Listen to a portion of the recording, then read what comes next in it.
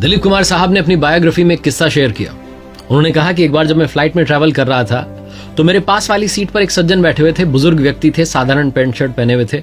ऐसा लग रहा था कि मिडिल क्लास फैमिली के रहने वाले, लेकिन दिखने में काफी विद्वान लग रहे थे, काफी पढ़े लिखे लग रहे थे। उस फ्लाइट में तकरीबन सबने पहचान लिया था कि ये बंदा दिलीप कुमार है, लेकिन जो पास में बैठे थे वो मुझसे बेखबर थे। वो खिड़की से बाहर देख रहे थे, अखबार पढ़ रहे थे, लेकिन मुझे देख करके कोई उन्होंने खास रिएक्शन दिया नहीं। जब चाय आई तो चाय पीने लगे, मुझसे रहा नहीं गया, मैंने उनसे हेलो कर लिया। उन्होंने भी स्माइल की और हेलो किया। उसके बाद बातचीत आगे बढ़ी। तो मैंने जब बातचीत आगे बढ़ाई और फिल्मों की बात आई तो मैंने उनसे पूछा कि क्या आप फिल्में देखते हैं। उन्होंने कहा कि कभी कभार देख लेता हूं, बहुत पहले एक फिल्म देखी थी। इस बात पर मैंने उनसे कहा कि मैं फिल्मों में काम करता हूं। उन्होंने कहा कि आप क्या करते हैं, तो मैंने कहा कि मैं एक्टर हूं। वो जो सज्जन थे उन्होंने कहा कि तो बहुत अच्छी बात है। ये बातचीत चलती रही। फ्लाइट लैंड हुई। जब हम बाहर निकलने वाले थे एयरपोर्ट से तो एक बार फिर से मैंने उनसे उन्हें ग्रीट किया, अभिवादन किया और उनसे कहा मेरा नाम दिलीप कुमार है। वो जो सज्जन थे उन्होंने मुझसे हाथ मिलाया और कहा मेरा नाम JRD टाटा है। जिस एयर इंडिया की फ्लाइट में मैं ट्रैवल कर रहा था उसके करता धरता मेरे पास में बैठे हुए थे। उस दिन मुझे समझ में आया कि दुनिया में आप चाहे जितने बड़े बन जाएं, हमेशा विनम्र बने रहिए, क्योंकि आपसे भी बड़ा इस दुनिया में मौजूद है।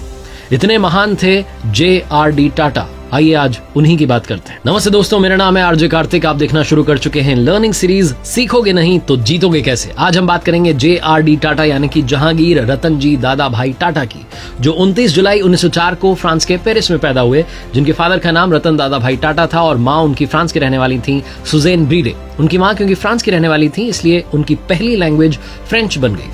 JRD टाटा ने मुंबई से पढ़ाई की, उसके बाद में कैम्ब्रिज यूनिवर्सिटी से इंजीनियरिंग की।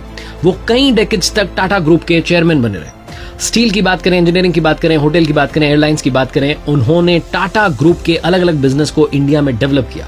1932 में उन्होंने टाटा एयरलाइंस की शुरुआत की थी। सिर्फ 34 साल की उम्र में 1938 में वो टाटा सन्स के चेयरमैन बने थे और 1991 तक बने रहे। उन्होंने अपने कार्यकाल के दौरान 14 अलग अलग टाटा की नई कंपनीज की शुरुआत की थी।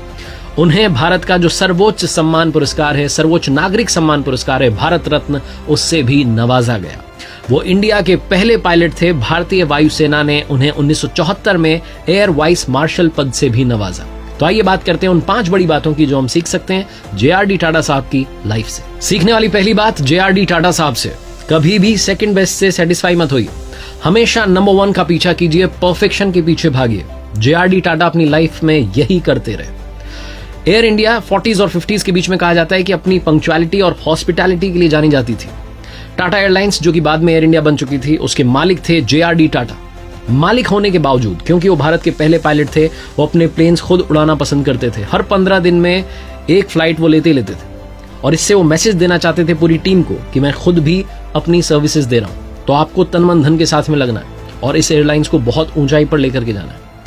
पंक्चुअलिटी के मामले में, एक्यूरेसी के मामले में JRD टाटा का कोई तोड़ नहीं था। एक छोटा सा किस्सा मुझे याद आता है। कैप्टन विश्वनाथ उनके को पायलट थे। एक बार जब वो फ्लाई कर रहे थे तो उन्होंने अपने को पायलट से पूछा कि इस वक्त ग्राउंड स्पीड क्या है, तो कैप्टन ने कहा कि 145 माइल्स पर आवर पर हम उड़ रहे हैं। JRD टाटा उनके जवाब से सेटिस्फाइड नहीं थे। उन्होंने अपनी कैलकुलेशन की और बताया कि 145.5 माइल्स पर आवर की स्पीड से हम उड़ रहे हैं। इतने एक्यूरेट थे JRD टाटा। दूसरी बड़ी बात जो सीखने को मिलती है JRD टाटा साहब से, सलाह मानिए और चेंज लाने से डरिए मत। इन्फोसिस की को फाउंडर और फाउंडर नारायण मूर्ति सर की जो वाइफ हैं सुधा मूर्ति मैम, उन्होंने अपनी बुक द लास्टिंग लेगेसी में एक घटना का जिक्र किया।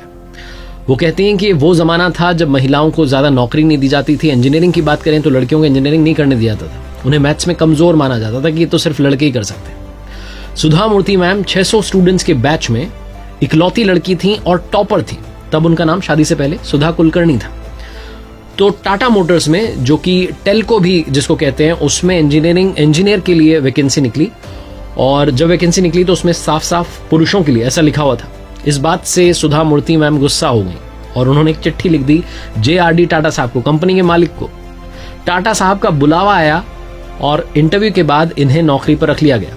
ये टाटा मोटर्स की पहली महिला इंजीनियर बनी। सुधा मूर्ति मैम जब ये किस्सा शेयर करती हैं तो बताती हैं कि JRD टाटा साहब जो हैं वो कितने खुले विचारों के थे, वो सलाह का स्वागत करते थे। एक और किस्सा उन्होंने शेयर किया कि जब वो बॉम्बे हाउस में थी, अपने हस्बैंड का वेट कर रही थी, नारायण मूर्ति सर का, और अकेली खड़ी हुई थी, तब बाई चांस वहां से JRD टाटा साहब भी निकल रहे थे। वो रुके, उन्होंने बात की और कहा कि क्यों आप अकेली खड़ी हुई। उन्होंने बताया कि मैं हस्बैंड का वेट कर रही हूँ। तो जब तक नारायण मूर्ति सर नहीं आ गए, JRD टाटा वहीं खड़े रहे, बात करते रहे, ताकि उन्हें अकेलापन महसूस ना हो, वो वहां डर महसूस ना करें। JRD टाटा साहब ने इनफैक्ट जब सुधा मूर्ति जी ने नौकरी छोड़ी थी तब भी एक अच्छे से रिएक्शन देते हुए उन्होंने कहा था कि आपके फ्यूचर के लिए शुभकामनाएं, आप जाइए, आप अच्छे से काम कीजिए। आज भी सुधा मूर्ति मैम के कैबिन में टाटा साहब की तस्वीर रखी हुई है। ये बताता है कि कितने इंस्पिरेशनल बॉस थे, कितने इंस्पिरेशनल लीडर थे JRD टाटा साहब। सीखने वाली तीसरी बात, जितनी बड़ी रिस्क होगी सक्सेस भी उतनी ही मिलेगी। JRD टाटा ने उस समय में अलग अलग कंपनीज शुरू की जिस समय में उन सेक्टर्स में जाने से कंपनीज बच रही थी। लोगों को लग रहा था कि इसमें जाएंगे तो घाटा हो जाएगा, लेकिन उन्होंने उतनी ही बड़ी रिस्क ली। मैंने बताया आपको कि 14 अलग अलग कंपनीज उन्होंने शुरू की थी अपने टेन्योर में। 1939 में जो टाटा ग्रुप मात्र 62 करोड़ का था, वो 1990 आते आते 10,000 करोड़ का बन चुका था। ये विजन था JRD टाटा का। वो कहते थे कि रिस्क जितनी बड़ी लोगे उतनी ही लाइफ में सक्सेस बड़ी पाओगे। चौथी सबसे बड़ी बात जो JRD टाटा सिखाते हैं, अपनी टीम को साथ लेके चलिए, सोसाइटी का, अच्छी सोसाइटी का निर्माण कीजिए।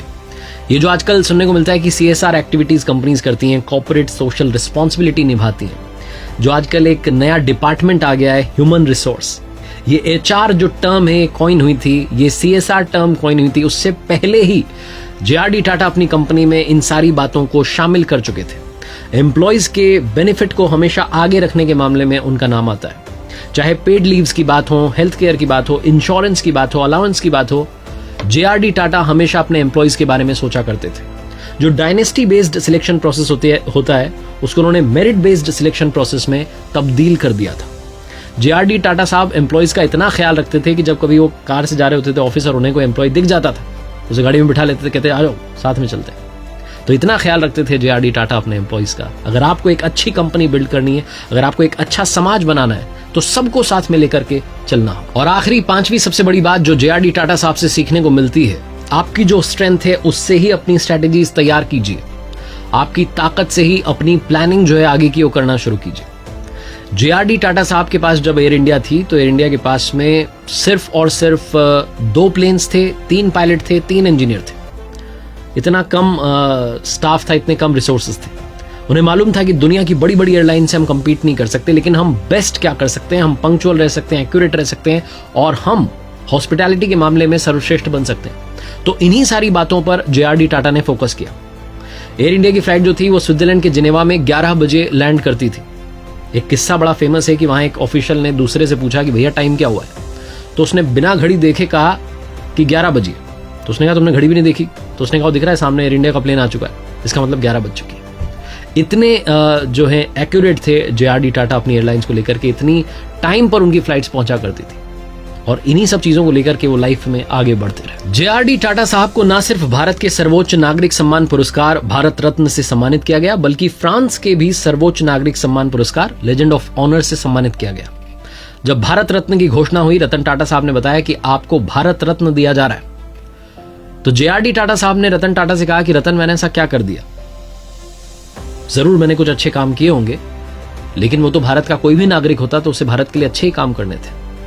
इतने साधारण थे, इतने महान थे JRD टाटा। जब वो अपने अंतिम क्षणों में थे, जीवन के अंतिम पल जी रहे थे, तब उन्होंने कहा कि I am about to discover a new world, it is going to be very interesting, very very interesting.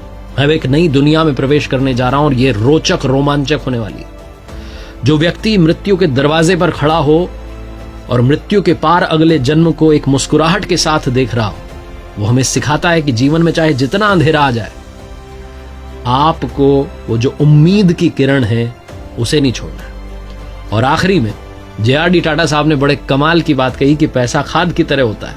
आप इसका ढेर लगा देते हैं तो ये बदबू मारने लगता है, लेकिन इसे फैला देते हैं तो ये बढ़ता चला जाता है। उम्मीद है आज के इस वीडियो से आपने काफी कुछ सीखा होगा। देखते रहिए मेरे साथ हर सोमवार सुबह 9:30 बजे एक नई कहानी, और हर शुक्रवार सुबह 9:30 बजे लर्निंग सीरीज का एक नया वीडियो। अभी के लिए यही कहूंगा जो अक्सर आपसे कहता हूं, कर दिखाओ कुछ ऐसा कि दुनिया करना चाहे आपके जैसा।